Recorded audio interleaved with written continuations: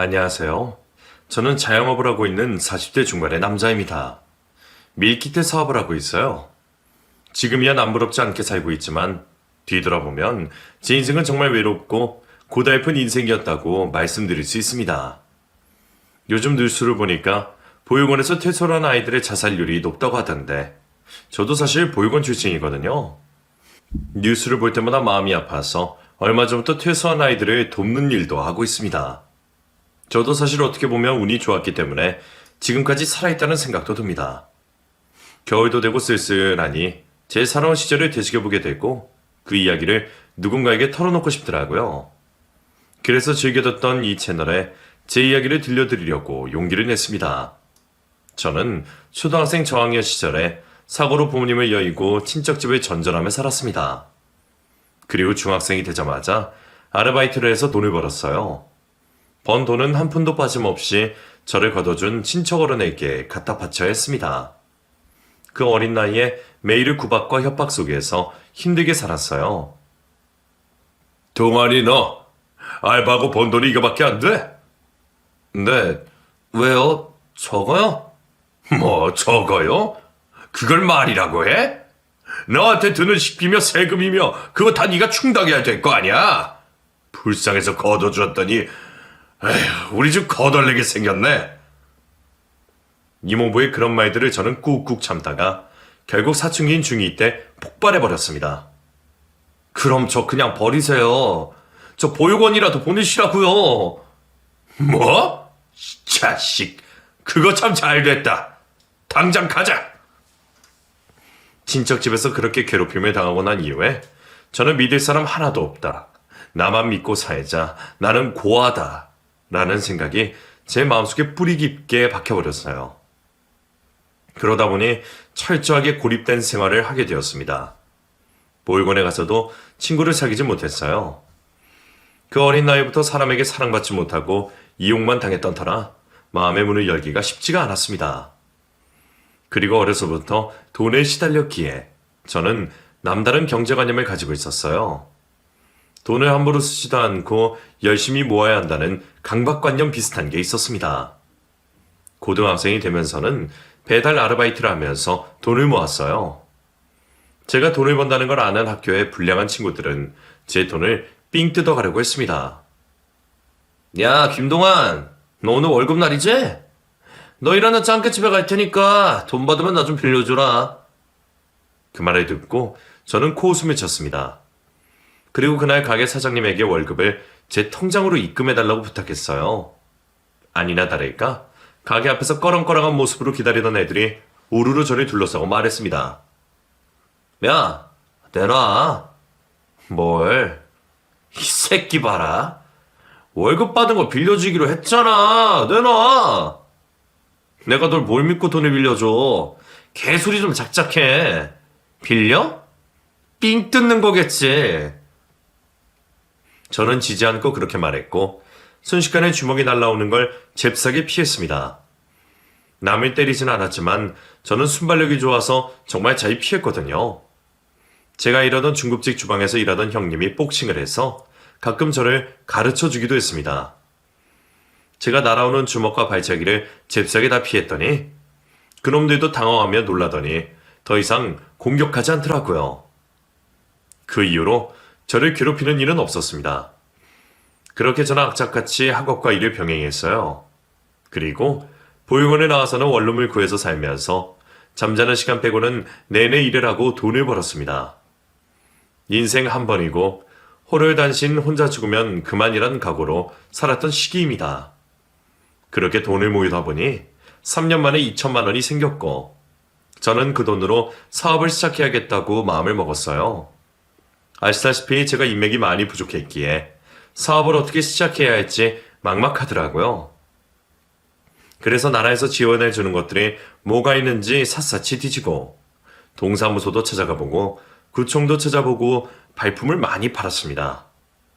그러다가 겁도 없이 일단 다 쓰러져 가는 곳에 제조업 사업을 시작하기로 했습니다. 혼자서 물건을 만들고 파는 일이 정말 말도 안 되더라고요. 중소기업의 직원도 지원해주고 그러는 지원 사업이 있기에 저는 24살의 나이에 지푸라기라도 잡는 심정으로 그곳에 갔어요. 그리고 거기서 한 여자를 만나게 되었습니다. 그 사람은 재력가고 중소기업에 지원을 해주기 위해서 왔다고 했어요.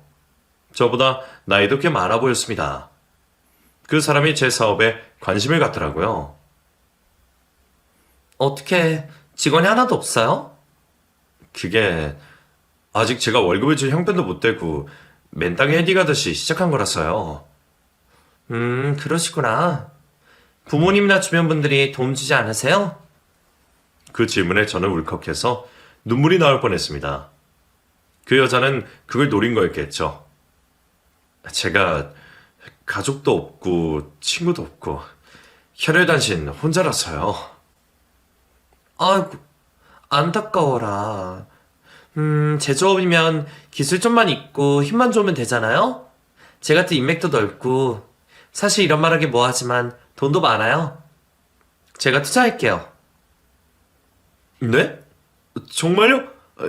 그래도 사실 저도 부모님 돌아가시고 고아나 마찬가지거든요. 부모님 재산 물려받고 사업 키워서 남들이 재력가라고 부를 수준까지 올랐어요. 그리고 저랑 비슷한 사정을 가진 사람을 돕고 싶었는데 김동환 씨? 동환 씨가 딱이네요. 그 말을 듣고 저는 저에게 수호천사가 찾아왔다는 생각이 들었습니다. 외로웠던 제 삶을 온전히 이해하고 진심으로 저를 돕겠다고 하니까 말이에요. 왠지 모르게 그 사람 주변으로 후광이 비치더라고요. 살면서 귀인을 적어도 3번은 만난다더니 저에게 드디어 귀인이 나타났다 싶었습니다.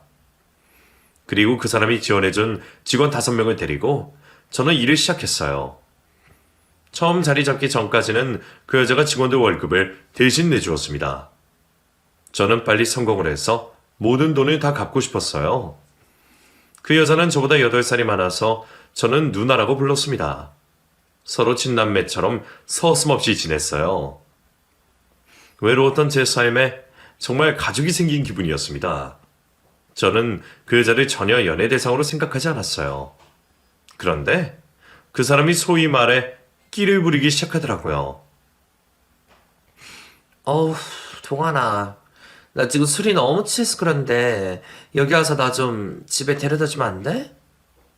누나, 술 많이 마셨어요? 알았어요. 어딘데요?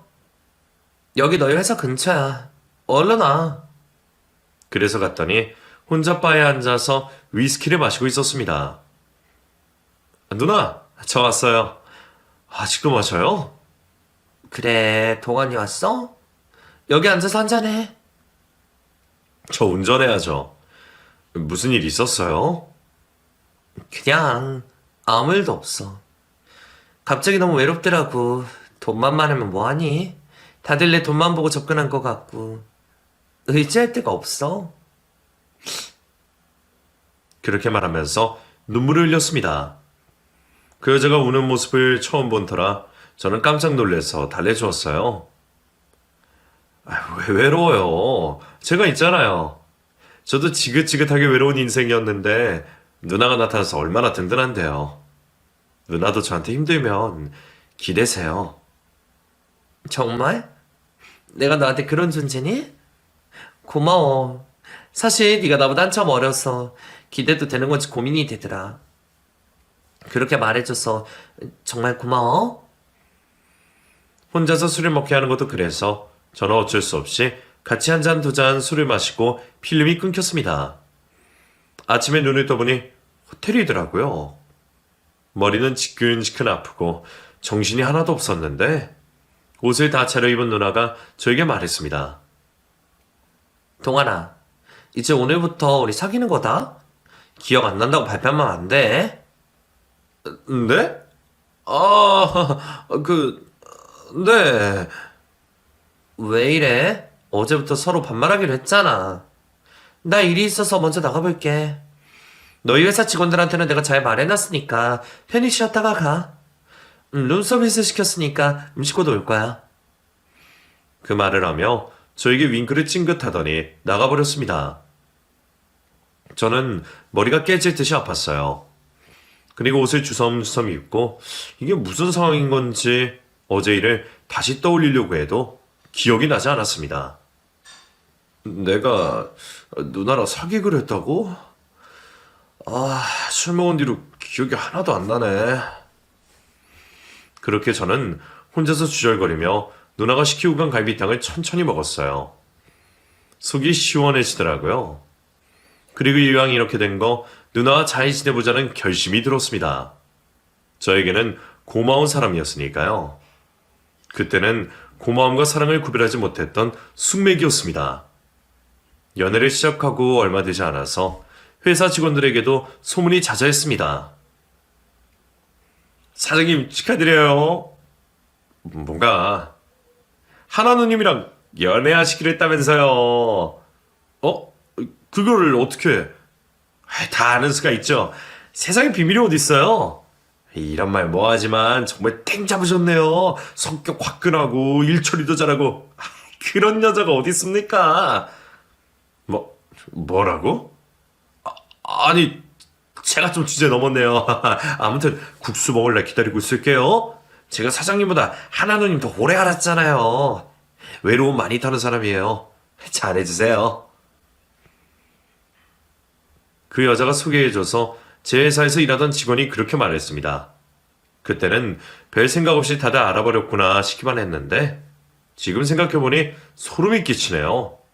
다 짜고 치던 고스톱이었던 겁니다. 아무튼 그렇게 연애를 하고 그 여자는 저에게 보험가입을 권유했어요. 그게 내 절친이 이혼하고 혼자 아이 키우면서 힘들게 사는 애가 있거든. 전에 한번 얘기했지. 걔가 보험 설계를 하는데 나는 이미 들 수 있는 건 다 들어줬어. 동아지가 좀 들어주면 안 돼? 사업하면 보험 필요한 거 알지? 보험료는 내가 낼게. 그런 사정이 있구나. 그거야 어렵지 않지. 알았어. 정말? 역시 고마워. 그 친구 만나서 밥 먹으면서 이야기하자. 그리고 저는 아무 의심 없이 그 여자의 친구를 만난 자리에서 홀린 듯이 이런저런 보험 가입을 했습니다. 보험비를 제가 내지 않아서 잊고 지냈습니다.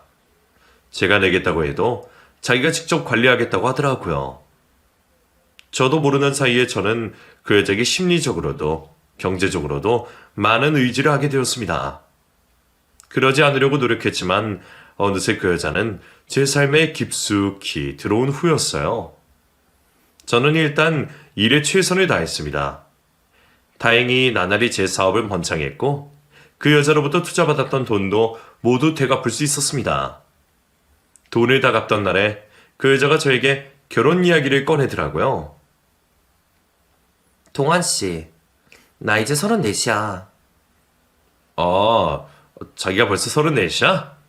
나도 자기 만나서 이른 나이에 많이 성공했다. 나 조금만 늦으면 노산이라 걱정돼. 동환씨도 내 마음 잘 알 거야.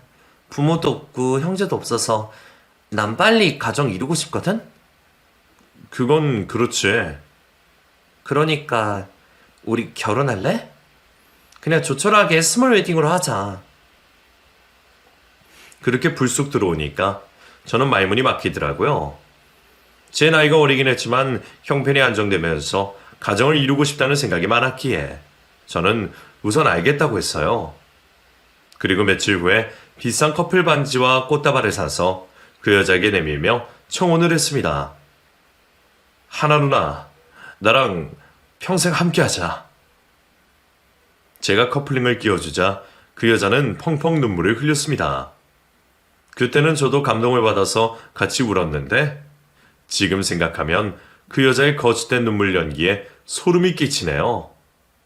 그렇게 저희는 그 여자가 갖고 있는 건물 옥상에서 회사 직원들과 아내와 친분이 있는 몇몇 사람들 앞에서 결혼식을 올렸습니다. 결혼식을 마치고 다음날 바로 혼인신고 먼저 했어요. 그리고 당시에 제가 하는 일이 있어서 신혼여행은 나중에 가기로 했습니다.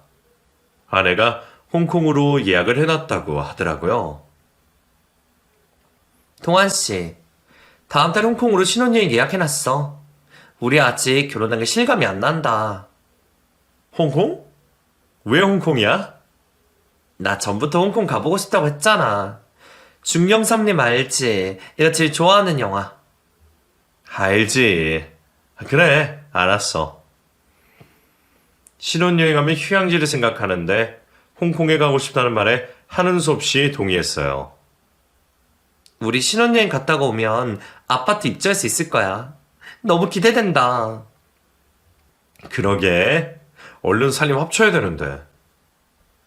내가 지금 집 정리되면 바로 당신이랑 새 집으로 이사할 거니까 그건 걱정 마. 그 당시에 아내가 살던 아파트를 내놓고 아내는 자기 명의로 평수큰 고급 아파트를 매매해 두었다고 했습니다. 바로 입주를 할 수가 없어서 저희는 각자 살던 집에서 따로 지내고 있었어요.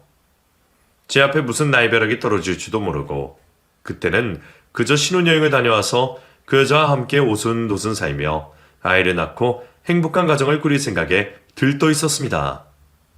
그리고 한 달이 지난 후에 직원들에게 저는 신혼여행을 다녀오겠다고 말했어요.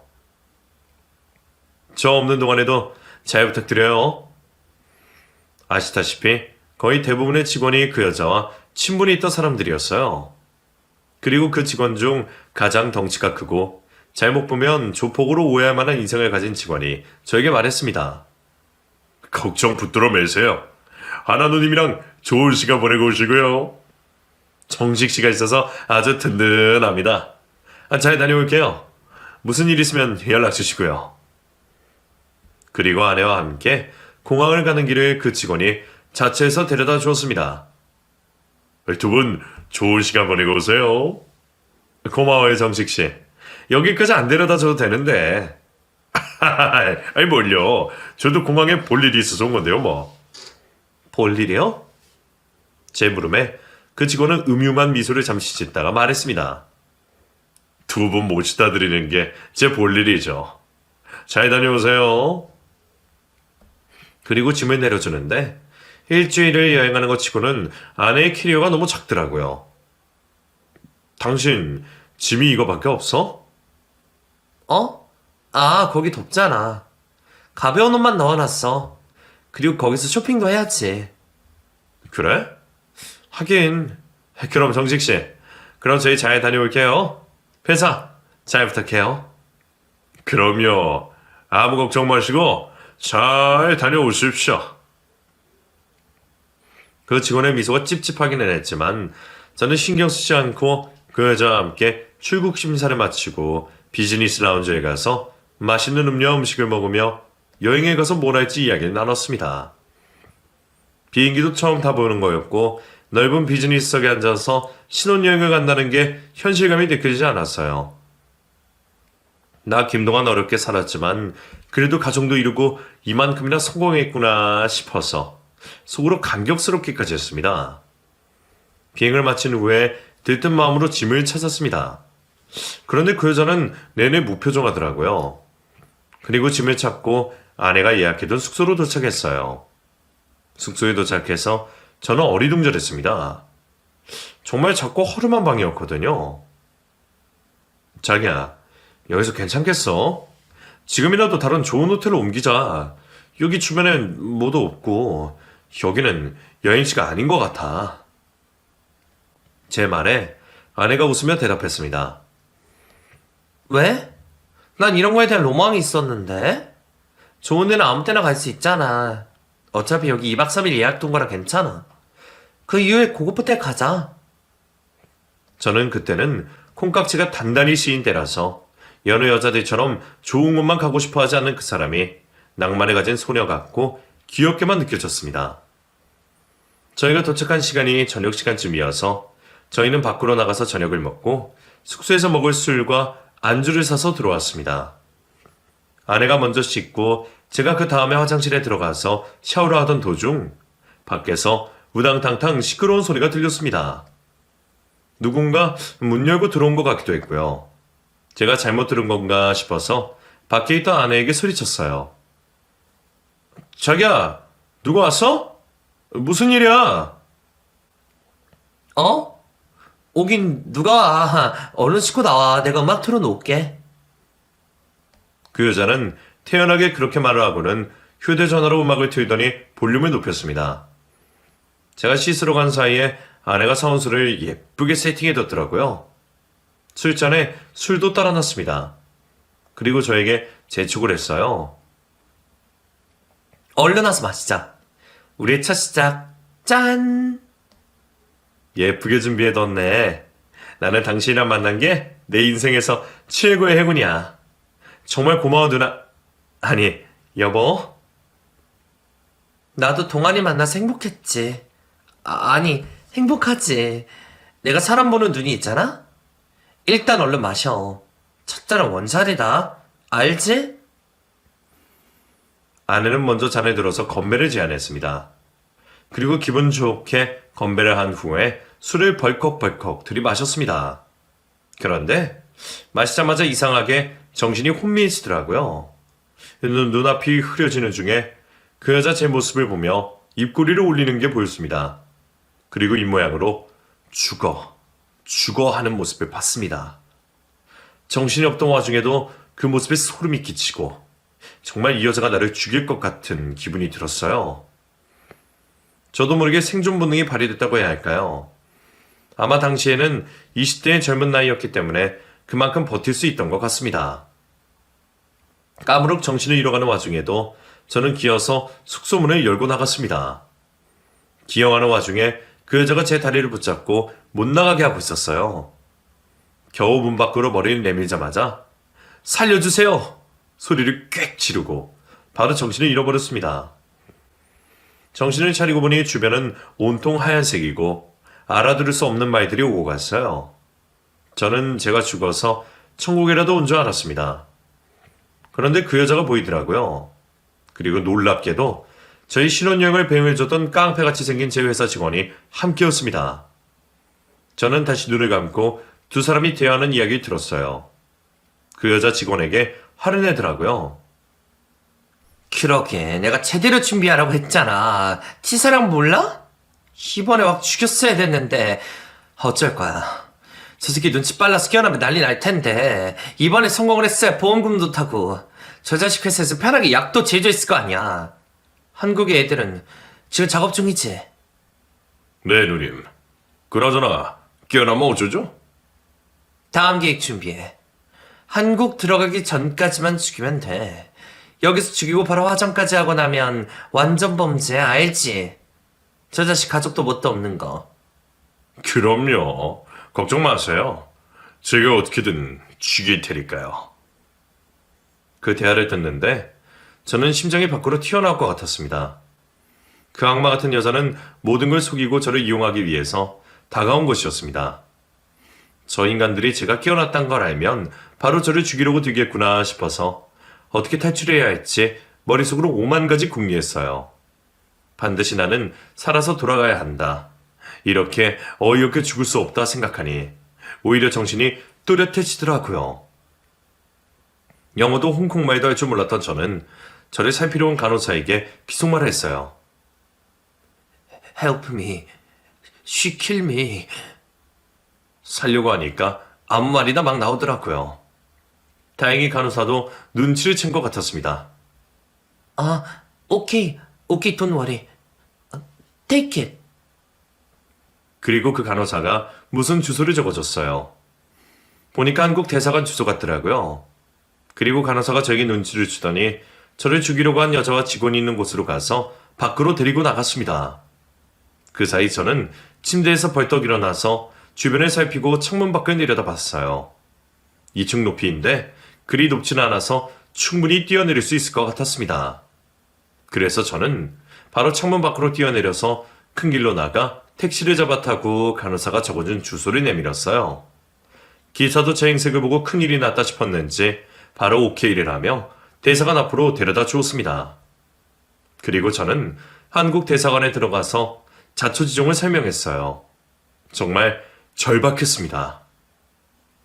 저 좀 살려주세요. 제 아내가 절 죽이려고 해요. 저 좀 제발 살려주세요. 제가 있던 병원 간호사가 증인입니다.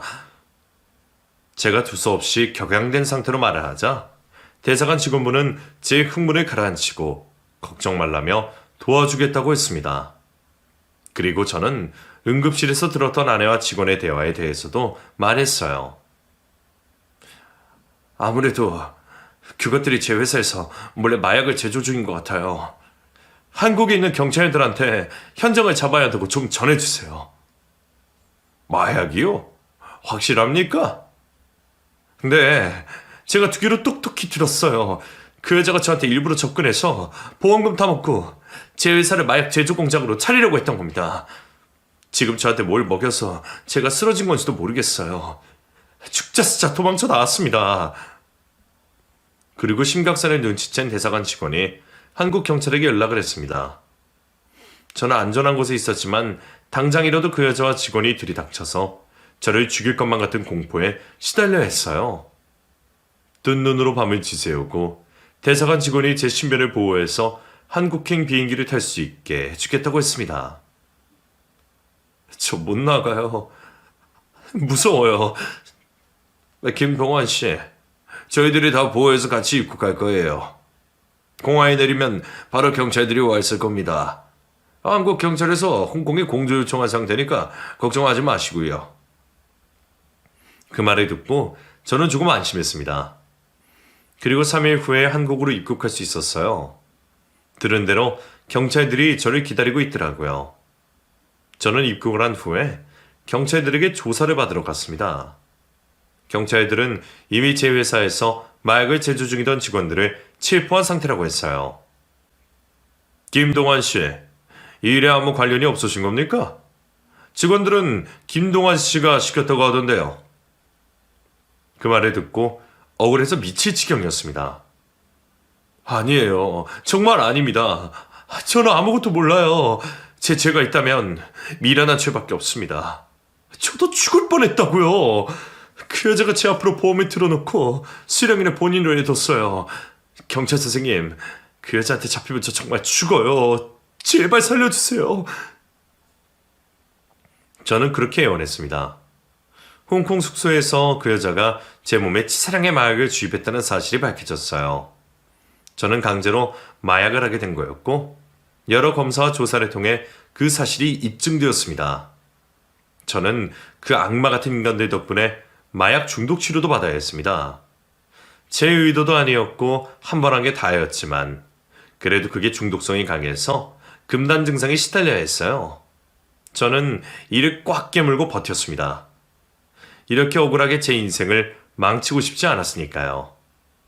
그리고 결국 한 달 후에 그 여자와 직원은 홍콩에서 잡혀서 한국 경찰에게 넘겨졌습니다. 경찰에서 마주한 여자는 뻔뻔하게 거짓말하고 있었어요. 야, 김동완, 네가 원해서 한 거잖아. 왜 나만 나쁜 년을 만들어? 마약 제조도 네가 하자고 한 거잖아. 열심히 거짓말을 하며 오히려 호통을 치는 그 여자를 보면서 저는 분노가 터질 지경이 되었습니다. 뭐? 너 지금까지 나 속이고 접근한 거 다 알고 있어. 거짓말 아주 밥 먹듯이 하는구나. 이 와중에도 빠져나가려고 안달복달이네. 악마 같은 년아. 넌 그냥 감옥 가서 평생 썩다 거기서 죽어. 그리고 저는 변호사까지 선임해서 소송도 진행했어요. 경찰에서 조사한 결과 그 여자에게 저처럼 당한 남자가 더 있었습니다. 혼인신고를 하고 얼마 후에 바로 알 수 없는 원인으로 죽음을 맞이하고 그 사람에게서 나온 보험금을 받아서 산 일이 있더라고요. 그 사람은 역시 고아 출신의 아무 연고지가 없던 사람이었습니다. 그런 사람을 노리고 접근한 거였어요. 꼬리가 길면 잡힌다고 더 많은 피해자가 생기기 전에 제가 그 여자의 범죄를 밝힐 수 있게 되어서 정말 다행이라고 생각했습니다. 제가 홍콩에서 임기응변을 발휘하지 못했더라면 저도 지금 이 세상에 없었겠죠. 생각만 해도 끔찍하네요.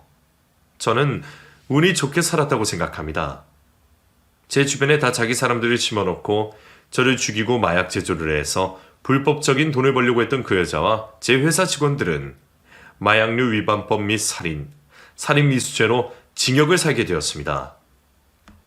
소송과 경찰 조사가 진행되는 내내 그 일당들은 죄를 뉘우치는 기색이 전혀 없었습니다.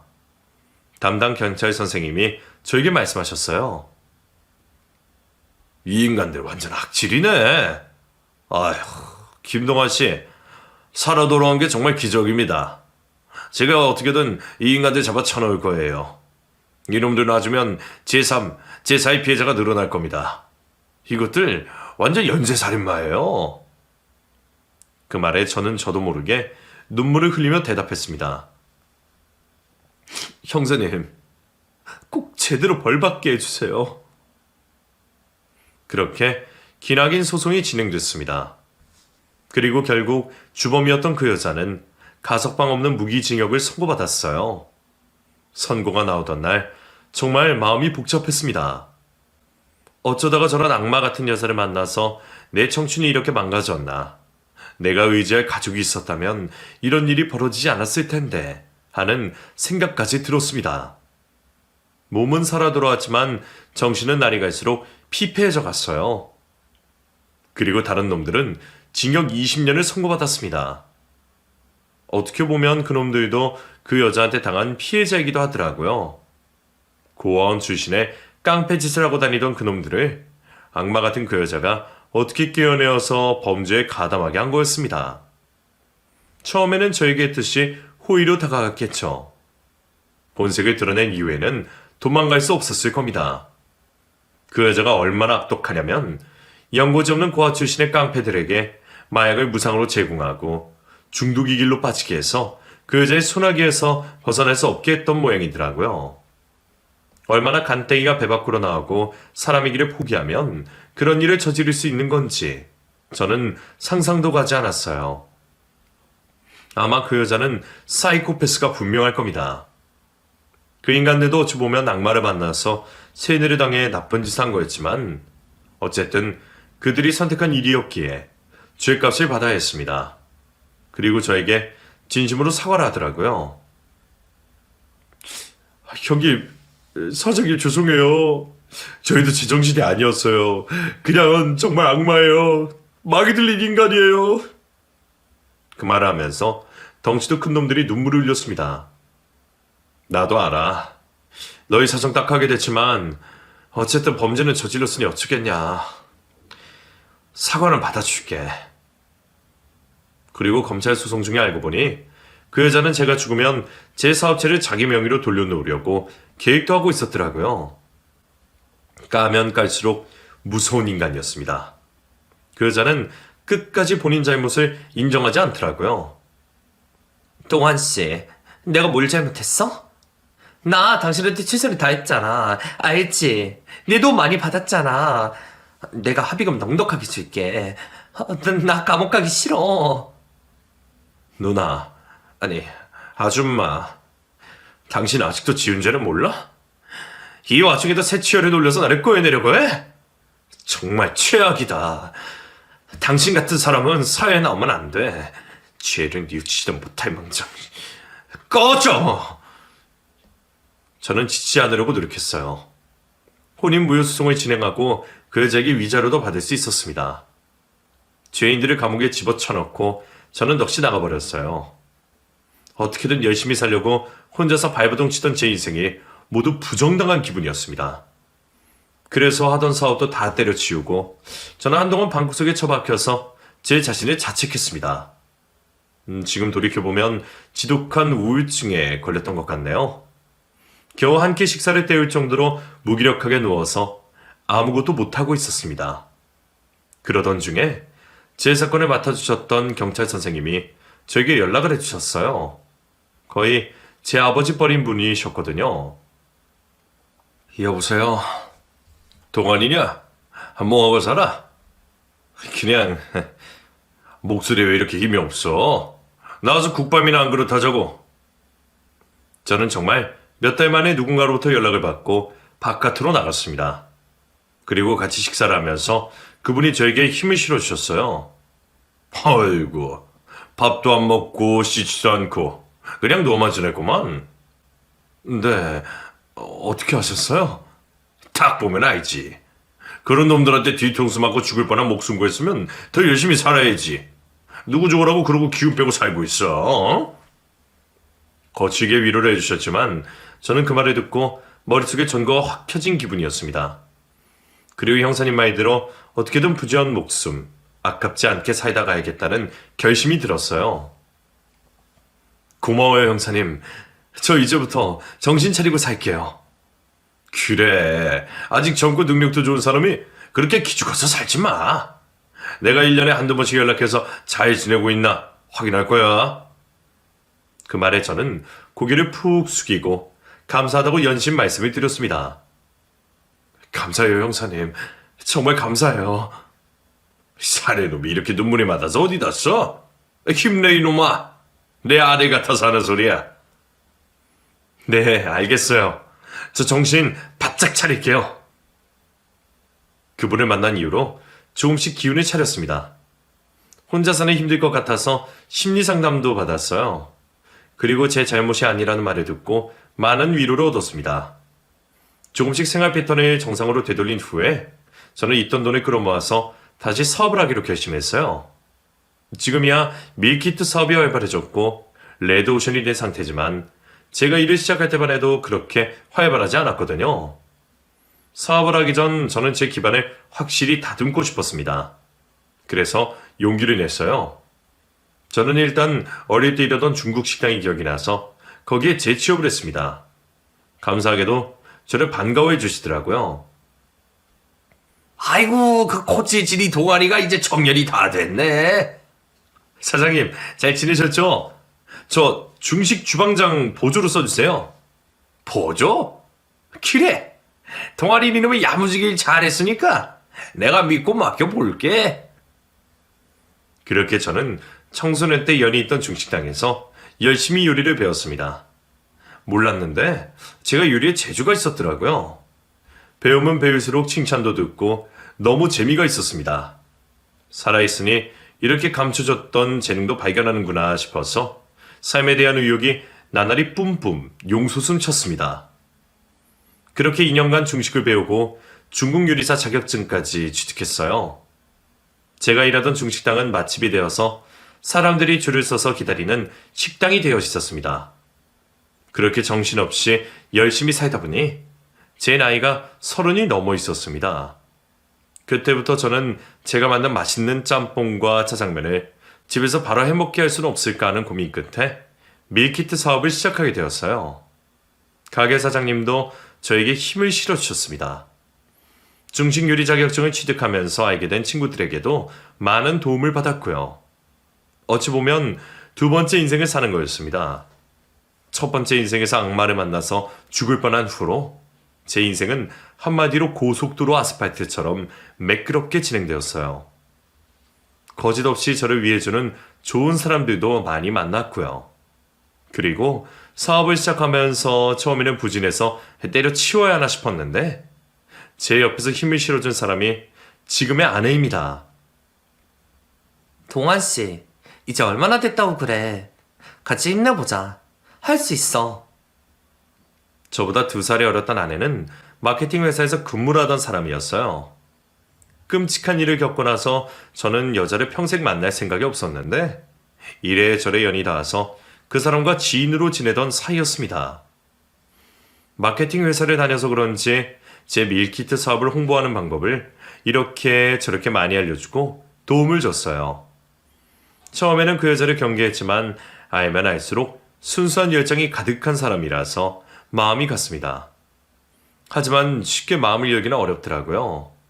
그래서 그냥 지인처럼 지내다가 결국 제 밀키트 사업이 대박이 났어요. 그 후로 저는 그 여자에게 조심스럽게 다가갔습니다. 전문직에 종사하는 부모님 밑에서 그늘없이 자란 맑은 사람이었어요. 그 사람도 저에게 전부터 호감이 있었다고 고백을 해주더라고요. 그래서 조심스럽게 만남을 갖다가 제 나이 35에 지금의 아내와 결혼을 했습니다. 장인 장모님은 고아 출신인 저를 편견 없이 대해주세요. 저희 부부 사이에는 초등학교 6학년 딸 하나가 있습니다. 하나 더 낳을까 했는데 시기를 놓쳐버렸네요. 딸은 지금도 포기하지 않고 동생을 낳아달라고 하고 있어요. 엄마, 아빠, 나 남동생 갖고 싶어. 어? 제발. 딸의 말에 아내가 웃으면서 대답했습니다. 수원아, 엄마 이제 늙어서 힘들어. 동생이 왜 갖고 싶은데? 귀여운 남동생이 있으면 내가 잘해줄 거야. 엄마 대신 내가 키울게. 그냥 낳기만 해. 딸의 말에 저 아내는 박장대소를 했습니다. 요즘은 쉬녀도 애 낳는다는데? 여보, 우리 한번 도전해볼까? 제 말에 아내가 징그럽다고 하며 웃고 딸은 제발 도전하라고 다그쳤습니다. 그래서 지금은 진지하게 고민 중이에요. 가족도 뭣도 없이 힘들게 살다가 마약범의 사기꾼에게 죽임까지 당할 뻔한 제가 이렇게 행복한 가정을 이루고 살고 있다는 사실이 지금도 가끔씩 꿈 같습니다. 꿈인가 싶어서 가끔 제 팔에 꽂히기도 하는데 다행히 현실이더라고요. 저에게 도움을 주셨던 분 형사님과도 지금도 자주 연락을 하며 지냅니다. 그분이 지금은 제 아버지 같아요. 세상이 저를 죽어라 하는 줄 알고 골방에 박혔던 저를 끄집어낸 은인 같은 분입니다. 이렇게 잘 살게 되기까지 좋은 분들의 많은 관심과 도움을 받았네요. 저도 살면서 어려운 이웃에게 도움이 되는 사람이 되도록 노력하려고 합니다. 여러분, 날이 많이 추워졌는데 항상 따뜻하게 지내시길 바랄게요. 제 사연 끝까지 들어주셔서 정말 감사해요. 좋은 분들과 행복한 연말 보내시고 저는 이만 물러가 보겠습니다.